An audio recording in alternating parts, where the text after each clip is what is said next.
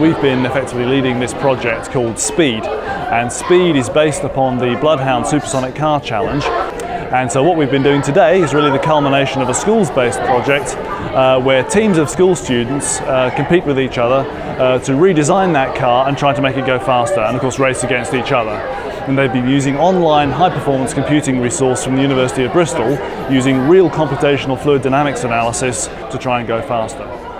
So the children were able to play with a variety of parameters that affect the geometry of the car and the running of the car. So things like what angle should the car be at, what droop angle should the nose have, at what time should they launch the rocket.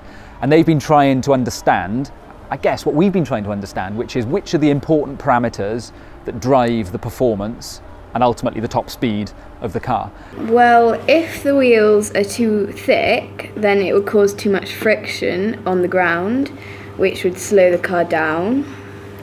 And create a drag. But if they were too thin, then it would cut into the ground, making the car slow down. I've been focusing on when to start the rocket off. It's between 14 and 15 I got it going at the high speed. Or if you had the gap between the car and the ground too big, then all the air would just go underneath and it could maybe cause the car to lift off the ground. And then we looked at the speed of sound and the history of it because we thought that'd be an interesting part of the whole presentation.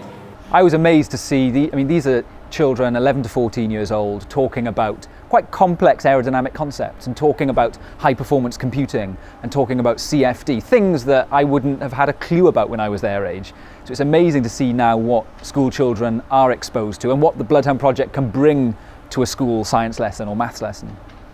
So what the schools would get back from their simulations is a combination of, they get pressure plots showing actually what the flow looks like over the car, so the pressure distribution over the car itself. Then they'd get acceleration against time graphs, velocity against time graphs, where they can see how the acceleration is varying with time and the velocity is varying with time, which then obviously shows you your peak speed. So it wasn't just this single number they get back, they get a whole set of data that they can use to analyse and make decisions about how to progress their design. As a school, we're very much trying really hard to promote STEM activities and the interest in engineering. So we've made it almost a priority to sort of to up the level of understanding with our students and the opportunities out there. And it's been lovely through this project to see the girls equally as enthusiastic as the boys.